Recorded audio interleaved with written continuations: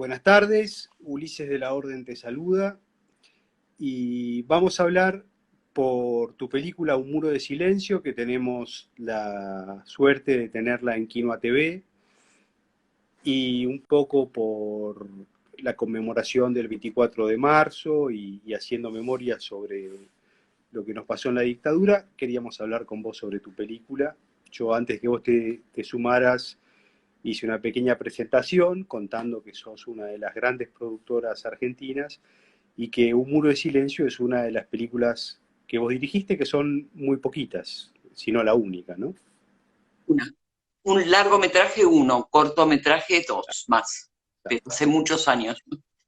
Donde además de dirigirla, sos la guionista y además Un Muro de Silencio sabemos que es una película donde abordás una historia muy personal y, y un poco quería hablar con vos de ese tema. La película ya tiene unos cuantos años, es del año 93 y por ahí me gustaría que nos cuentes un poco ya a la distancia de los hechos de la dictadura y personalmente, y a la distancia de la película también, qué significó para vos hacerla y cómo mirás desde hoy en día el haberla hecho, la historia, cómo si te sirvió, si te sirvió, no sé si es la palabra, si fue una manera también de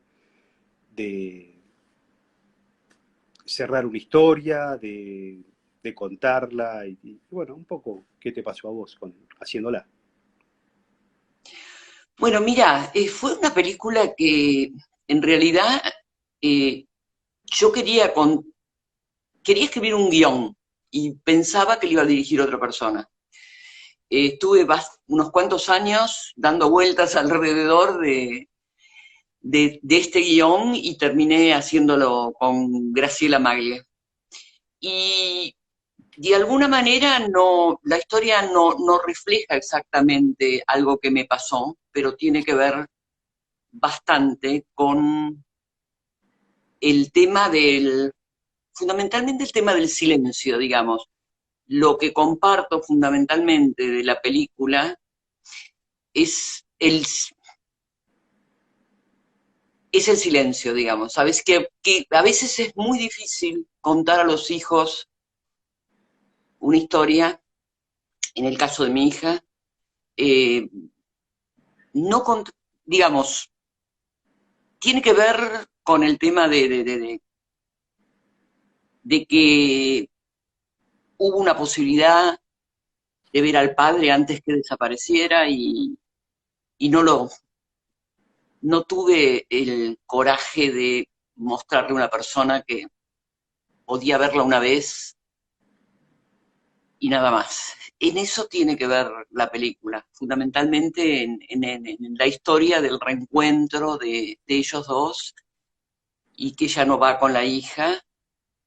Y bueno, digamos, por eso, digamos, creo que el tema del silencio es complicado, pero la cosa va por ahí. Yo no estuve secuestrada, digamos, en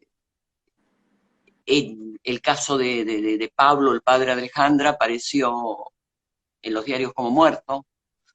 Después, al año, hubo una posibilidad de verlo, pero sabíamos que podía ser verlo. El tema lo podíamos ver escoltado y los escoltas buscaban de alguna manera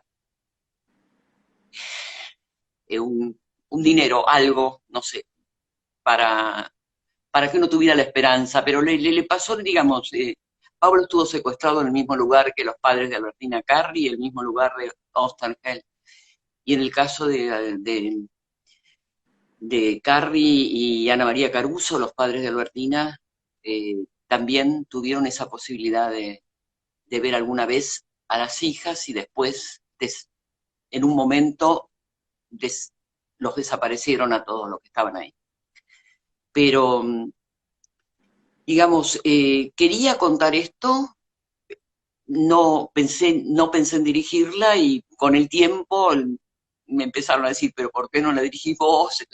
Aún la gente que había pensado para el equipo, hasta llegué a proponerle la película a Margarete von Trotta cuando estuvo acá Ujú. y lo pensó, le interesaba el tema, pero después dijo, no, esto lo tiene que hacer alguien de acá. Yo, digamos, es una historia muy complicada para que lo entienda alguien, alguien de afuera, fuera del país. Y, y se hizo la película en un momento bastante complicado para los derechos humanos, a principios de los 90, Claro. con Los Menem indultos. y con un momento en que se pensó en, bueno, en que de alguna manera se perdonó a los genocidas. Eh, entonces, bueno, en ese sentido no estoy arrepentida de haberla hecho, eh, pero, pero no fue como... y al principio, cuando la película se estrenó, tuvo muy buena crítica, y tuve como la idea de que capaz que dirigía otra, pero después dije, no, estoy en la producción y sigo en la producción. Y fue mi única película. Tiene una particularidad la película también que es, cuenta una historia ya de la vuelta a la democracia, ¿no? Y qué pasaba en la Argentina, cómo era transitar la vuelta a la democracia, arrastrando, por supuesto, los dolores de todo lo que había pasado durante la dictadura. Creo que eso también le da, vos decías que es del año, que es de los principios de los 90, ella está estrenada en el 93, más o menos cuando se hacen los indultos, ¿no? Es en esa época cuando Menem saca los indultos. Es Es en un momento esa que pensar en justicia era casi en memoria, verdad, justicia, era difícil, ¿no? Hoy lo vemos desde hoy sí, en día y si bien los procesos de justicia son imperfectos y son lentos, pero creo que hay mucho para hablar sobre el tema, sobre lo que hizo la Argentina con respecto a la memoria, la verdad y la justicia. En ese momento era muy difícil. Y de alguna manera sí, también la película es valiente en ese sentido, ¿no? Porque trae a la memoria no solo los hechos de lo que había pasado, sino lo que nos estaba pasando en ese momento, ¿no? Es una película que habla de la vuelta a la democracia.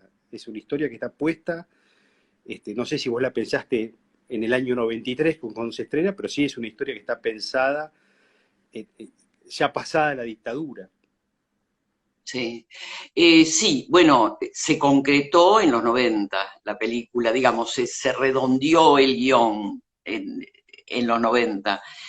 Ya con, vos fíjate que una de las características que tiene la película que en la plaza no hay mucha gente, no hay muchas madres. Claro. Me acuerdo que en un momento Eve de Bonafini cuando vio la película dijo, nos dejaste solas en la plaza.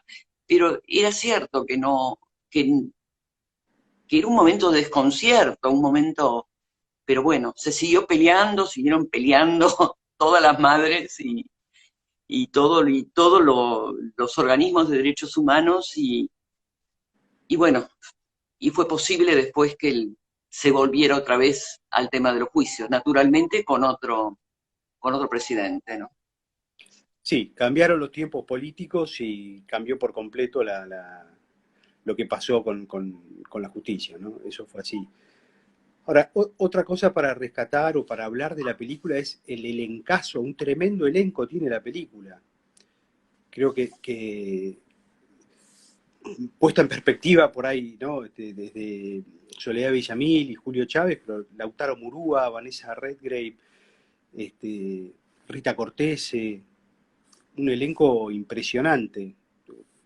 Me di todos los gustos, Te diste todos los gustos, claramente. me di todos los gustos. Ofelia Medina, que vino de México, Claro. me di todos los gustos. Con el equipo también, la verdad que El Chango Monti, ¿no? Hizo la luz. el chango, sí, el Exactamente. chango hizo la luz.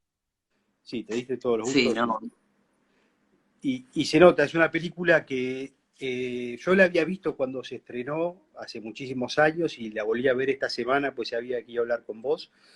Y me, me impresionó la actualidad que tiene en múltiples sentidos, ¿no? Por esto que te decía, me pareció muy atractivo esto de, bueno, a ver, cuenta la historia una historia de la dictadura que nosotros hemos escuchado tanto ya, pero planteándose desde la vuelta a la democracia y de cómo se transitó ese periodo.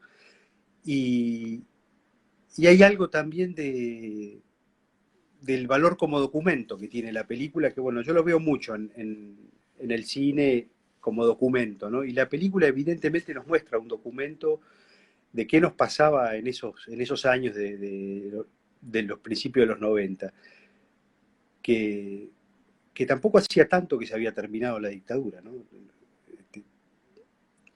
Y Sí, sí, bueno, además también hay toda una parte documental que un poco exacto. eh, coloca la película en cómo se fueron dando las cosas, ¿no? En el país. Y también eh, hay una cosa que a mí me parece bastante interesante, es el, la sospecha, digamos, de que si a ella la liberaron, que no es el caso mío porque no, pero si ella la liberaron, ¿por qué la liberaron? No sé, que le plantea este personaje en el mercado, eh, la, Sí, la, claro. la, la, la conocida, la de, digamos, la que estaba en el grupo, en el mercado, de que si la liberaron, no sé, que como que se tiene que ir, que tiene que... No, hasta el tema así de la culpa del sobreviviente, ¿no? Que creo que, bueno, estamos todos un poco marcados por eso, aún los que no estuvimos directamente involucrados en una organización, pero como creímos también en lo que creyeron ellos, tenemos un poco la culpa yo por lo menos la tengo, la culpa del sobreviviente. Sí, en ese sentido también yo creo que hubo como un proceso emocional, ¿no? Colectivo e individual, porque durante la dictadura conocemos por los relatos que escuchamos, como te escuchamos a vos ahora, de muchos sobrevivientes y muchas sobrevivientes que atravesaban el mismo experiencia, la misma experiencia que tu personaje en la película, ¿no? Que el personaje de Soledad en la película. Y en los 90 lo mismo, ¿no? Y por ahí ahora yo creo que empieza, colectivamente empieza a haber como otra apreciación, otra, se empieza a ver desde otras perspectivas. Yo, este, por lo pronto en el juicio de las juntas que hay declaraciones y testimonios de un montón de sobrevivientes, ya se habla profundamente del tema, ¿no? De la culpa del sobreviviente y bueno, y cómo transitan cada una y cada uno esa experiencia. Y yo creo que hoy en día empieza a haber otra forma, otra mirada. No sé qué pensás vos al respecto, si hay otra valoración con los sobrevivientes. Mira, yo creo que lo que pasa es que todo es muy... Uno tiene una opinión formada, ¿no? Pero de repente escucha a veces cosas que no puede entender. No sé si todos estamos en el mismo paquete, ¿no? Yo cuando escucho, por ejemplo, el tema este de que los desaparecidos no fueron 30.000, que no sé, 30.000 pudieron ser 10.000, pudieron ser 20.000, pudieron ser, pero el tema es que hubo desaparecidos, de una manera, no sé, gente que si había un gobierno militar y estaba, bueno, naturalmente en contra de los métodos de las organizaciones, podían haberlos juzgado, pero no, los desaparecieron. Es terrible, Es terrible. es Sí, terrible. yo me refería en el caso de la valoración de los compañeros y compañeras con los sobrevivientes, Sí, no de la contra, porque ya sabemos que no hay nada para esperar de ahí, digamos, ¿no? sí. Y creo que, bueno, si bien hay cimbronazos y no son pocos, creo que la Argentina colectivamente es una sociedad que nos fuimos dirigiendo hacia un lugar de más sanación y no de más perdición, digamos. Creo que sí, el proceso de justicia es profundo y creo que eso es lo que yo pienso, digamos, ¿no? Desde mi lugar, que el proceso de justicia nos ha servido y nos viene sanando, y que desde ese lugar creo que los sobrevivientes y las sobrevivientes que hoy en día pueden expresarse con mucha profundidad sobre lo que tuvieron que atravesar en los campos de concentración, creo que en ese sentido la valoración es distinta, no de la contra, porque ahí creo que no hay nada esperable, digamos, ¿no? sí. Sí, bueno, sí, bueno, creo que en ese sentido sí, se ha avanzado, pero no sé qué decir al respecto. Yo me siento una sobreviviente, pero no he tenido, en el sentido de que en un momento creí lo mismo que creyeron los desaparecidos, pero en la película hay el personaje de ella también es capturado y después liberado. No, yo no, a mí yo no llegué a eso, no llegaron a capturarme, a pesar, porque bueno, no estaba involucrada de la misma manera que Pablo, pero desapareció mucha gente que estaba un poco involucrada. Y hay muchos desaparecidos que no eran de organismos, no eran de Claro, montoneros ni de FARC. Hay desaparecidos solo por ideología y eso es tremendo también. Bueno, es tremendo cualquier desaparición. claro, pues, exactamente. Más allá no hay motivo, no hay, no hay motivo que avale ni justifique ni nada. Bueno, Lita, te agradezco muchísimo estos minutos de charla. Los invitamos a todas las personas que están por ahí, que veo que hay unas cuantas, a ver Un Muro de Silencio en Quinoa TV. Tenemos algunas otras películas más que conmemoran lo que nos pasó a los argentinos durante la dictadura y a las argentinas, por supuesto. Y también algunas películas sobre Malvinas, que ahora vienen en poquitos días más, se cumplen los 40 años del 2 de abril. Y tenemos algunas películas muy interesantes. Una que a mí me gusta mucho puntualmente, la película de Federico Urioste, Hundan al Belgrano, que es un Sí, documental que hace un análisis muy profundo sobre los motivos, los porqués, qué pasó.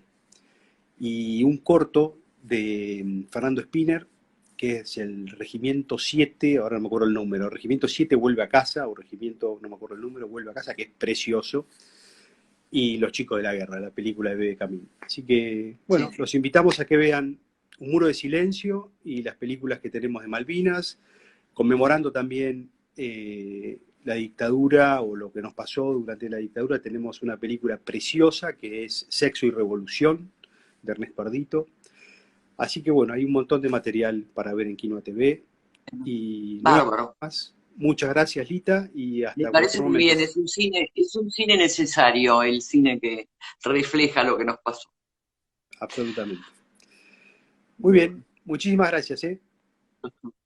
chao. Un beso. Chao, chao.